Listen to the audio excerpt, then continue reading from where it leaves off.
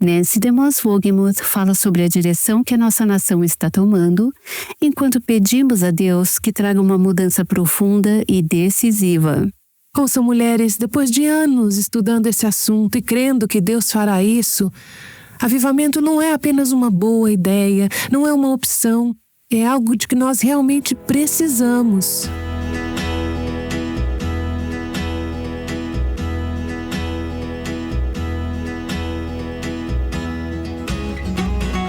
Este é o Aviva Nossos Corações com Nancy DeMoss Wolgemuth, autora de Escolhendo a Gratidão, Sua Jornada para a Alegria, na voz de Renata Santos. Se você costuma chorar, ou se não gosta de chorar, talvez tenha orado pedindo a Deus que tirasse suas lágrimas. Mas hoje você será encorajada a derramar o tipo certo de lágrimas. O episódio de hoje faz parte de uma série que Nancy começou na semana passada sobre avivamento. Se você perdeu algum episódio, pode acessá-los no nosso site avivanossoscorações.com. Aqui está Nancy continuando a série O Clamor dos Cativos. Estamos estudando o Salmo 126. No meio deste salmo, encontramos uma oração intensa e sincera por avivamento. O salmista diz: "Restaura, Senhor, a nossa sorte como as torrentes do Neguebe." Ele reconheceu, na primeira parte do salmo, os momentos do passado em que Deus agiu quando libertou o seu povo. Agora ele ora por uma nova visitação do Espírito de Deus, uma obra sobrenatural, dramática, realizada pelo próprio Deus. Há algo mais que vemos nesse versículo. A palavra traduzida como Neguebe, ou sul, tem como raiz a ideia de algo ressecado. O Neguebe era o deserto ao sul de Judá, um lugar seco, árido, estéril. Na estação seca, os ribeiros daquela região quase não têm água. Então, em Israel, eles têm o que é chamado de Wadis, W-A-D-I, que são apenas leitos de rios vazios. Na estação seca, eles ficam secos como um osso. Não são rios, são apenas leitos de rios. São lugares por onde a água pode correr, mas fica seco durante a época de seca. Mas então vem a época de chuva. Na estação chuvosa, essas enchentes repentinas fazem com que aqueles cursos de água, de repente, transbordem suas margens. O que acontece é que a terra queimada, seca, estéril, de repente, é transformada em um jardim. Dizem-me que é algo impressionante. Eu nunca vi, mas já li a respeito. Acontece de repente. As águas vêm de repente. As enchentes vêm de repente. O crescimento vem de repente. É como se o solo estivesse apenas esperando a água chegar para que pudesse brotar e não ser mais estéril. Essa descrição é o retrato da presença sobrenatural de Deus e do que Ele faz quando Ele vem a corações secos, famintos, sedentos e a corações, lares e igrejas necessitados. Quando o Espírito de Deus é derramado sobre o seu povo, há a sensação do lugar seco se tornar fértil. O deserto se torna um lugar vivo, cheio de flores. O salmista está orando: Senhor, como as correntes. Essa palavra corrente é, na verdade, a palavra torrentes. É como uma inundação de água quando aquelas torrentes de água vêm para o sul, para aqueles leitos de rios secos, e o deserto é levado a florescer. Senhor, da mesma forma que Tu transformaste o deserto em um lugar frutífero, poderias restaurar o nosso cativeiro e tornar nossas vidas frutíferas. Vem e opera em nossos corações.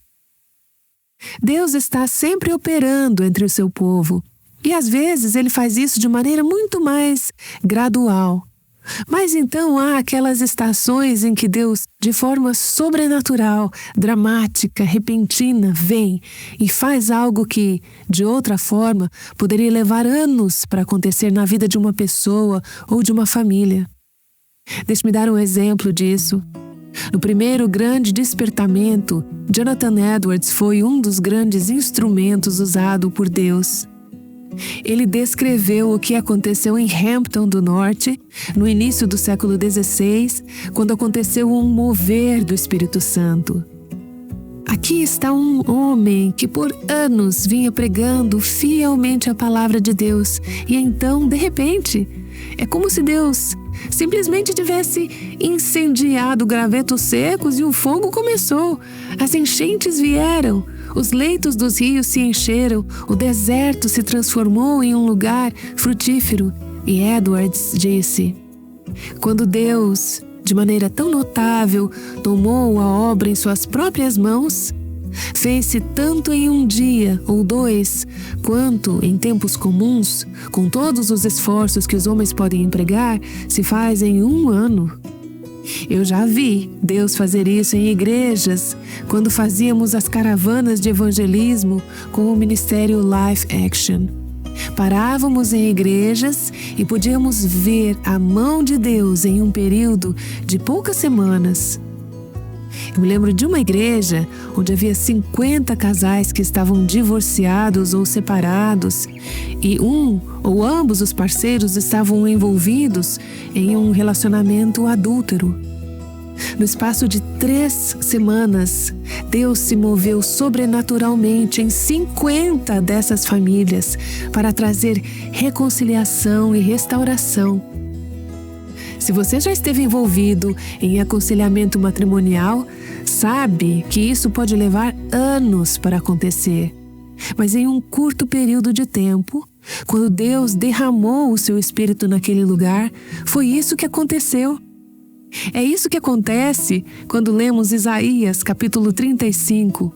O deserto e a terra seca se alagarão, o ermo exultará e florescerá como o narciso.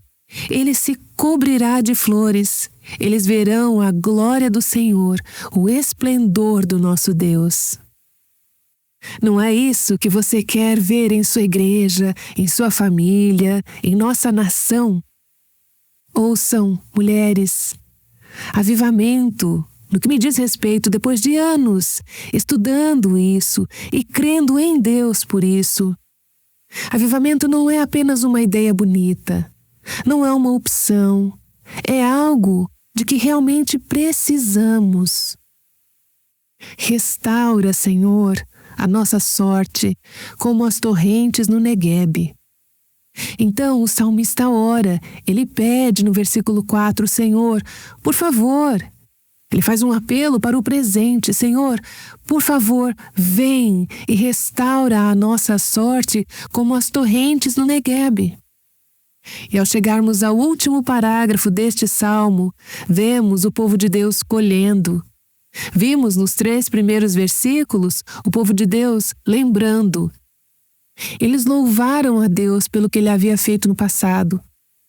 Vimos no versículo 4 o povo de Deus pedindo que ele se movesse novamente. Então há um apelo pelo presente. Eu amo esses 2 últimos versículos. O povo de Deus colhendo. E aqui temos uma promessa para o futuro. Há uma nova metáfora que entra no Salmo neste ponto. É uma metáfora de semear e colher. Deixe-me ler os versículos 5 e 6. Os que com lágrimas semeiam, com júbilo ceifarão. Quem sai andando e chorando enquanto semeia, voltará com júbilo, trazendo os seus feixes. Nesses 2 versículos eu vejo 2 coisas nas quais eu quero focar nesta sessão e na próxima. Primeiro, vemos o custo de semear. E segundo, vemos a certeza da colheita. O custo de semear. Qual é a frase que ele diz, o custo de semear? Os que com lágrimas semeiam. Segundo, temos a certeza da colheita. Que frase ele diz isso? Voltará com júbilo. Vamos refletir primeiro sobre o custo de semear, porque você não pode colher até ter semeado, certo? Primeiro, tem que haver o custo de semear, e então há a alegria da colheita. Qual é o custo de semear? Os que semeiam com lágrimas colherão com alegria. Aquele que continuamente sai chorando, levando a semente para semear, sem dúvida voltará com regozijo. Os que com lágrimas semeiam. Ao olharmos para outras partes das Escrituras, sabemos que a semente que estamos semeando é o quê? É a palavra de Deus. Essa é a semente que semeamos nos corações das pessoas. Essa é a semente que é semeada em nossos próprios corações. Então, semear com lágrimas. E neste salmo você vê a parte de Deus no avivamento e você vê a nossa parte. Nós dissemos que o avivamento é uma obra sobrenatural de Deus. Ele é quem restaura o nosso cativeiro, Ele é quem traz a colheita. Mas você vê nesses versículos que nós temos uma parte, temos que fazer alguma semeadura. Deus não faz a semeadura, nós temos que fazer isso. Compare a obra repentina que vimos no versículo 4, onde Deus envia de repente a torrente, o derramamento do seu Espírito, com a obra constante dos versículos 5 e 6, semeando com lágrimas, passando pelo esforço regular, comum, desafiador da rotina de semear. Nem toda obra cristã é um mover repentino e espontâneo do Espírito de Deus. Às vezes, é apenas o processo de semear fielmente e semear com lágrimas. Vamos parar só um momento e refletir sobre essa questão de semear com lágrimas? Creio que há pelo menos 3 tipos de lágrimas que podem estar envolvidos e vamos falar sobre eles. Primeiramente, semear com lágrimas pode ser lágrimas de trabalho. Lágrimas de trabalho árduo, perseverança, paciência. Você pensa no agricultor que está passando pelo trabalho de preparar o solo e depois semear a semente. Ele ainda não está vendo o resultado, ele não está vendo o fruto, ele não está vendo o produto. Ele vai ter que esperar um tempo por isso.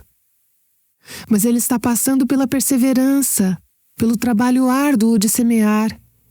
Em nossas vidas espirituais e no ministério, há momentos em que simplesmente temos de ser fiéis e semear as sementes. Muitas aqui são mães. Vocês sabem o que eu quero dizer quando eu falo sobre a semeadura fiel de sementes na vida dos seus filhos. Você não colhe o fruto imediatamente. Tem uma amiga que está lendo a Bíblia inteira para seus 4 filhos pequenos. Ela começou quando o mais velho ainda era o filho único. O mais velho tinha, provavelmente 5, 6 anos, e agora ele tem cerca de 8. E eles estão prestes a terminar o Antigo Testamento. Ela tem lido a Bíblia inteira, e 2 de seus filhos são bem pequenos, e eles leem a Bíblia todos os dias. Ela já leu todo o Antigo Testamento e está semeando a semente da palavra na vida das crianças. Mas levará anos antes que ela veja o fruto completo, o resultado completo dessa semeadura na vida de seus filhos. Há perseverança, há paciência. Pense em uma mulher em trabalho de parto, o trabalho árduo, a semeadura com lágrimas. Uma mulher que está em dores de parto para dar à luz um novo filho. Então pense naquele versículo em Isaías 66. Logo que Sião esteve de parto, deu à luz os seus filhos. Há a semeadura com lágrimas, o trabalho, o esforço árduo. Eu já estive com uma amiga em trabalho de parto 2 vezes. A mesma amiga com 2 filhos diferentes. É trabalho árduo, é uma labuta, é semear com lágrimas. Em determinado momento do parto, minha amiga disse ao seu marido: "John, eu não consigo continuar com isso." Bem, naquele ponto, ela não tinha muita escolha. Foram lágrimas de parto. Eu penso nesse tipo de trabalho de parto e dores quando penso em pessoas que fielmente semeiam a palavra de Deus na vida das pessoas. Mães, pastores, estudando, preparando-se para ensinar, para ministrar aos outros. Pense no apóstolo Paulo em Atos capítulo 20, onde ele disse: servindo ao Senhor com toda humildade, com lágrimas e com provações.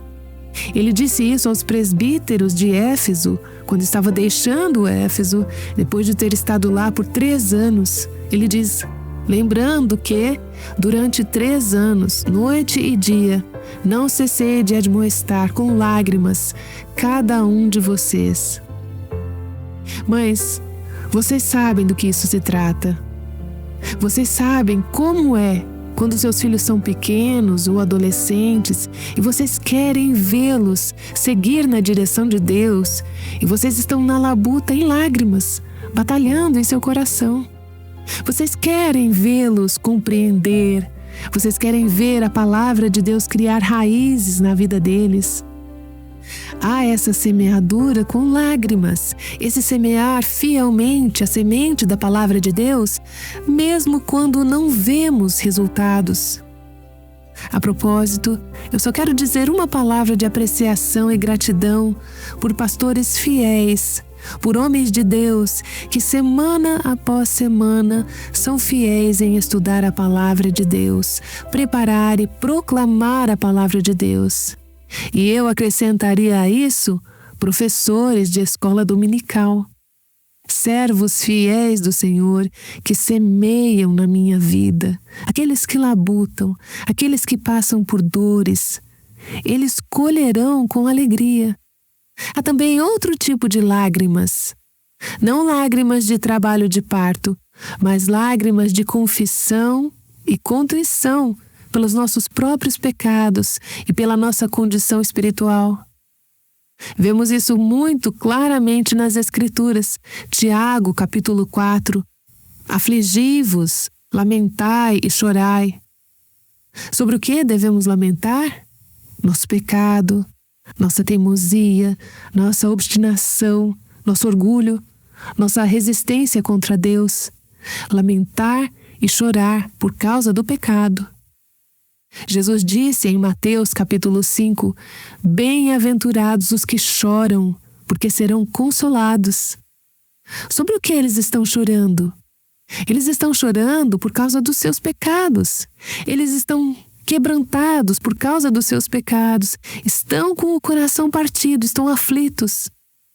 Eles têm o que Paulo falou aos Coríntios. A tristeza, segundo Deus, produz arrependimento, confissão e contrição pelos seus pecados. É Davi, o salmista, dizendo: pequei contra ti somente, e fiz o que é mal aos teus olhos. É estar com o coração quebrantado por causa do meu pecado, por causa da minha condição espiritual. Ao ler a história dos avivamentos, você não pode escapar do fato de que convicção e contrição pelo pecado são uma marca característica do avivamento todas as vezes. Precisamos orar por isso em nossos próprios corações. Precisamos orar por esse tipo de choro, de tristeza e de lamento pelo pecado em nossa geração. Na década de 1930, Deus se moveu em um avivamento na província de Shantung, na China. Durante esse grande derramamento do Espírito de Deus, foi dito que, naqueles dias, os pregadores não conseguiam terminar seus sermões antes que as pessoas começassem a clamar em agonia por causa de seus pecados. Eu leio esse tipo de coisa porque, em nossa cultura, em nossos dias, isso é quase desconhecido. Mas precisamos relembrar, precisamos pedir a Deus que nos dê a capacidade de chorar, lamentar e nos entristecer por causa do nosso pecado. Se algum dia pudéssemos ver o nosso pecado como Deus o vê, certamente choraríamos, certamente lamentaríamos. Mas somos tão bons em olhar para o nosso pecado em comparação com tudo e todos os outros, que isso não nos incomoda tanto. Então, banalizamos o pecado. Mas o pecado não é algo trivial.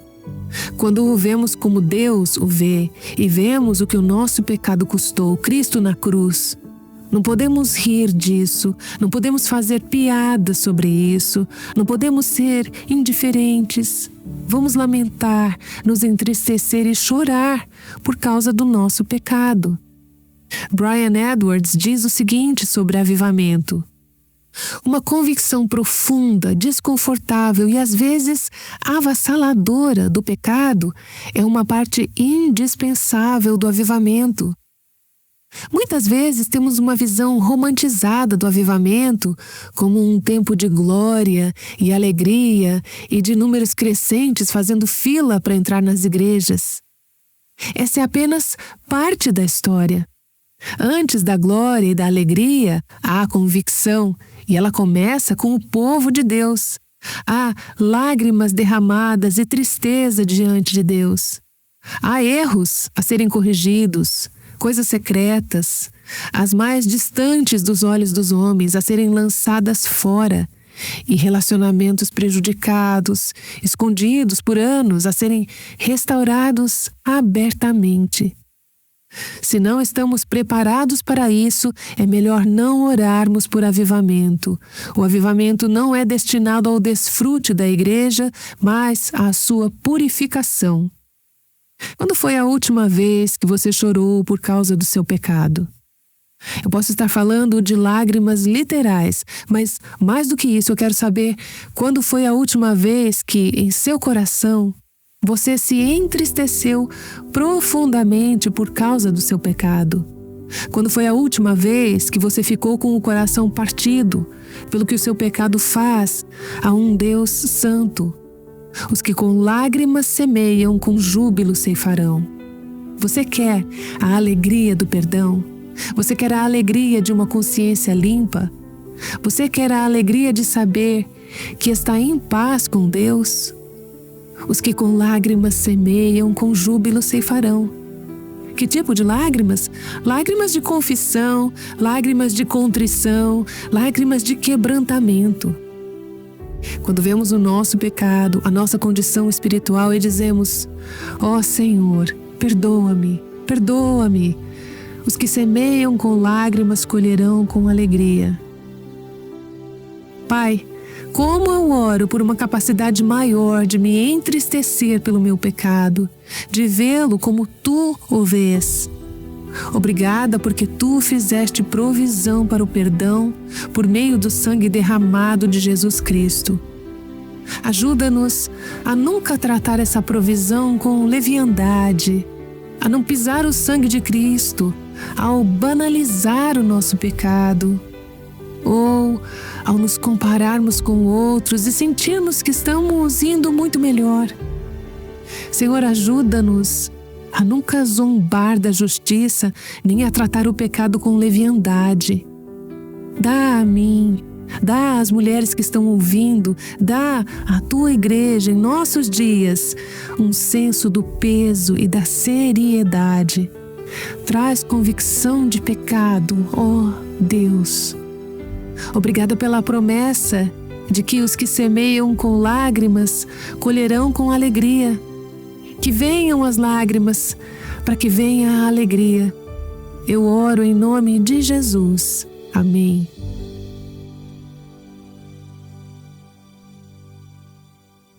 Não parece normal pedir a Deus a capacidade de chorar, mas é bom e é certo. Nancy DeMoss Wogemuth volta já já. Espero que este episódio tenha sido um encorajamento para você. Temos ouvido nesta série Nancy conversando com Byron Paulos. Ele é o presidente da One Cry, um ministério irmão do Aviva Nossos Corações. Como ex-diretor executivo da Life Action Ministries, ele viu Deus transformar pessoas e igrejas enquanto viajavam por dias seguidos. Ele e Nancy tiveram uma conversa sobre a importância do avivamento. Alguém poderia perguntar o que era tão diferente em uma reunião da Life Action que impactou um casal daquela maneira. Se eles estão indo à igreja, na verdade, não estamos ensinando coisas que as pessoas não estejam ouvindo em suas igrejas domingo após domingo. O que há em 10 dias ou 2 semanas de uma reunião como essa que pode fazer tanta diferença na vida de tantas pessoas? Nancy, eu creio que as pessoas estão famintas pela presença de Deus. Eu creio que as pessoas estão famintas e disporão o tempo que for necessário para lidar profundamente com as questões do seu coração. Eu acho que estamos vendo algo entre 60%, acabei de ver um relatório da semana passada, até 100% de frequência de domingo de manhã, sem toda a propaganda e promoção e publicidade, vindo noite após noite após noite. Estamos falando de cultos à noite, todas as noites, por 10 dias durante a semana. Isso é algo inédito hoje em dia. Você sabe disso. Mas por que você acha que as pessoas vêm? Isso é muito fora do comum hoje. Mas elas vêm porque eu acho que percebem que as questões com as quais precisam lidar em seu coração não são uma solução rápida. Eu creio que elas percebem que, quando vamos tirar tempo para buscar a Deus de forma tão extensa, Deus vai se manifestar em seus corações, assim como em sua igreja, e Ele fará o que elas nunca poderiam fazer para curar as feridas. Eu acho que você diria, e eu sei que nossos líderes lá fora, em avivamentos e em nossas 4 equipes, diriam que o problema número 1 das nossas igrejas hoje realmente é a amargura. Há muitas feridas e mágoas profundas, por quaisquer razões, e podemos listar muitas, mas a amargura surge disso e se torna fruto dessa dor. Hebreus nos diz que a imoralidade sexual, Hebreus 13:4, causa ira e todos esses relacionamentos desmoronados.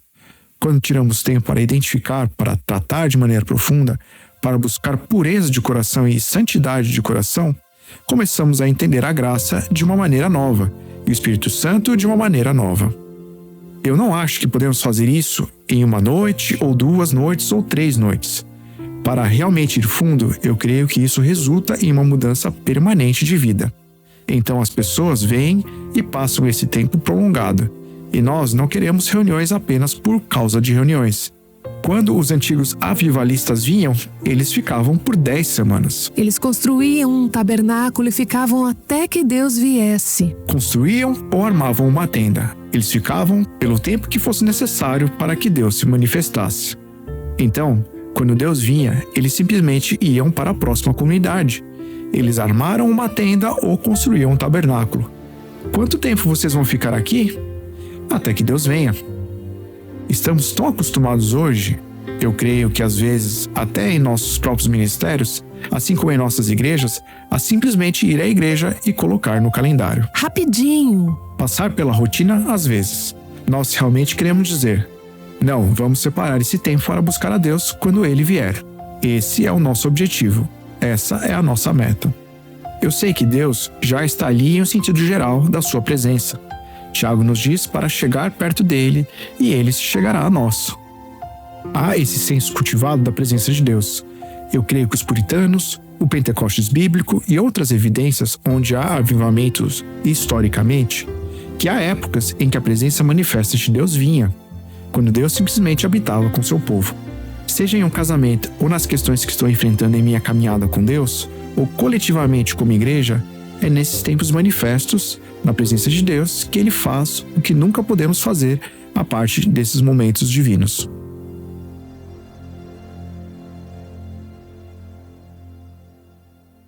Ouvimos Byron Paulos, presidente da One Cry. Byron tem compartilhado seu coração pelo avivamento. Deixamos o link do livro de estudos sobre avivamento pessoal que Nancy DeMoss Wogemuth coescreveu, chamado Buscando a Deus. Para ter acesso à transcrição de hoje, visite avivanossoscorações.com e clique na aba Podcasts. Agora você pode perceber pelo nome do nosso ministério Aviva Nossos Corações que somos apaixonados por verdadeiro avivamento. Você gostaria de se juntar a nós para fortalecer a missão do Aviva Nossos Corações? Sua oferta de qualquer valor significa muito com nossa missão de ajudar mulheres a experimentar liberdade, plenitude e abundância em Cristo. Temos aprendido a chorar pelo nosso pecado, mas há outra razão para chorar: olhar para o mundo e ver tanta dor. Essas lágrimas também são significativas para Deus. Amanhã vamos considerar como levar esse peso pelas almas perdidas a Deus em oração. Aguardamos você aqui no Aviva Nossos Corações. O Aviva Nossos Corações é o ministério em língua portuguesa do Revive Our Hearts com Nancy DeMoss Wogemuth, sustentado por seus ouvintes e dedicado a chamar as mulheres à liberdade, plenitude e abundância em Cristo.